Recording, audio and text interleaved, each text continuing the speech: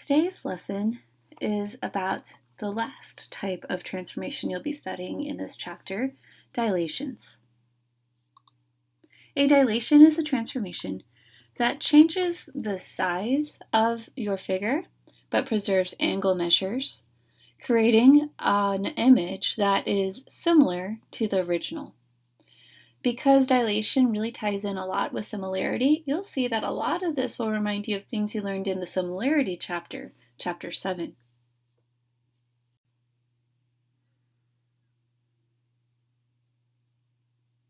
The center of your dilation is the one point that doesn't move after the increase or decrease in the size of your figure. There's two different types of dilations. There's an enlargement, which increases the size of your figure, creating an image larger but similar to your original pre-image. For enlargements, the scale factor is always going to be a number larger than 1 to increase the size. For a reduction, your scale factor is going to be less than 1 and can be written as either a fraction or a decimal number. A reduction shrinks the size of your shape, for example, a scale factor of 1/2.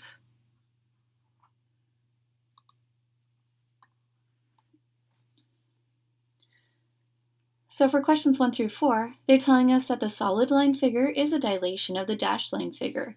So in other words, in number 1, this is a new image created out of the old dotted line pre-image. Then they tell us that the labeled point is the center of the dilation. So see how this W didn't move in the shape between the original and shrinking it to this smaller size? That tells us it's the center of the dilation. So here's a question. Is this change an enlargement or reduction? And what is the scale factor? So first off, between the dotted line and the solid line version of the shape, your shape shrunk in size, so it would be a reduction. And then when you're comparing two sides, this should remind you of chapter 7, finding scale factors. For the original shape, the whole side length here was 8. For the corresponding shape in the image that results, the side is 4. So if you take the new image and put it in a fraction over the old pre-image corresponding side, it's 4/8, or in other words, scale factor of 1/2. Pause here and try questions 2, 3, and 4 on your own.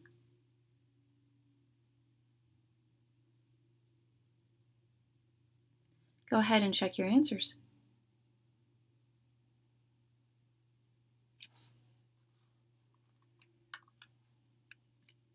Sometimes you'll have your figures graphed on a coordinate plane. Same question here. Is this an enlargement or reduction? And what is the scale factor? Keep in mind when you see these prime symbols, it's telling you it's a new image version of the shape of the old pre-image.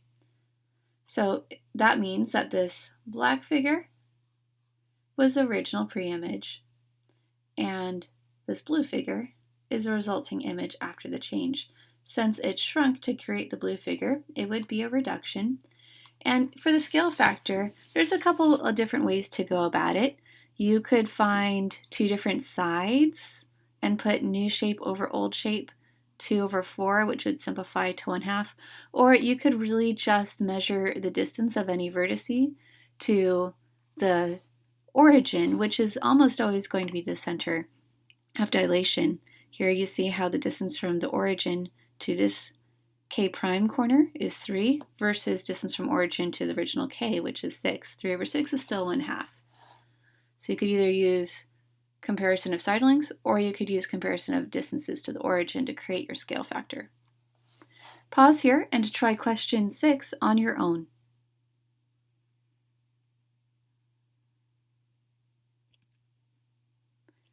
So between A and A prime, it went from 1 unit from the origin to 3 units from the origin along the x-axis. So new over old, distance from the origin, 3/1, or you could use the sides to compare to 6. Either way you get 3 for your scale factor, and it's an enlargement.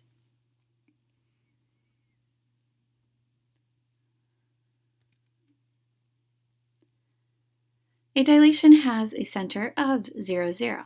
Find the image of each point for the given scale factor. Now, quick note, whenever you abbreviate dilation in notation, you're going to use a capital D, and then your subscript will be the scale factor. And then whatever you're dilating can be written in parentheses after that. So in this case, if we want the dilation with a scale factor of 7, a 3, 4,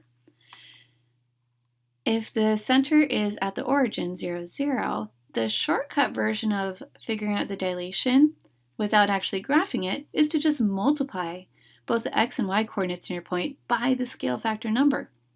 So really all you have to do is multiply 3 and 4 by 7.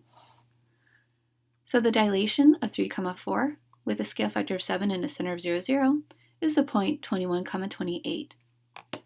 Pause here and try questions 8, 9, and 10 on your own.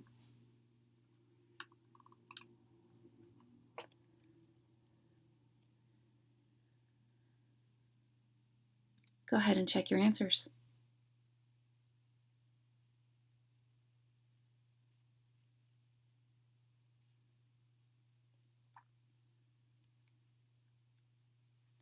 Question 11. What are the coordinates of a dilation of a scale factor of 2 of triangle ABC? And then they give us the vertices of triangle ABC. Now, when you want to find the dilation of a whole shape, you can just dilate the 3 points given for the vertices. A quick note, if they do not specify that the center of the dilation is any particular point, then you could assume that the center of dilation is the origin, 0, 0. Because we can assume that the center is the origin, we can use a shortcut from the last 3 problems where we just take the vertices and multiply by the scale factor of 2. So we can get the vertices of our figure. Now briefly, I just want to show you how visually it makes sense that multiplying by 2 will create a dilation that doubles the size of your figure. So in my picture here, you could see the original triangle ABC. If I graph what I get from -4, 2, 6, 2, and -6, 0, you could see how it's a similar triangle to the original. It's the same shape, just larger. If you compare this flat side of the triangle at the top, it's 5 units long, compared to this one, 10 units long, twice that. Now, here's a really important note. For most of your textbook homework, your graphed problems will have a center at the origin of 0, 0, and you could use this shortcut of just multiplying by 2 to dilate your figure. But occasionally, especially on the Khan Academy practice you have today, the center of the origin won't necessarily be the same thing as the origin. When that happens, your process is fairly similar. You're going to use a slightly different method to do your dilation then. So I'm just going to talk through really quick what you would do if the center wasn't actually the origin. So the process would look like this.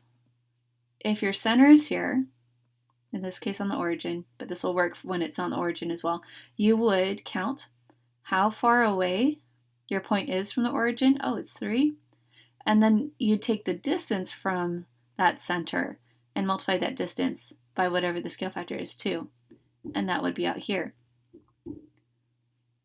When you have a point like this one, you would count that it's 3 units right and 1 up, and you double both of those. Double 3 units and it's 6, double 1 up and it's 2 units up. Go ahead and try question 12 on your own. Pause until you are done.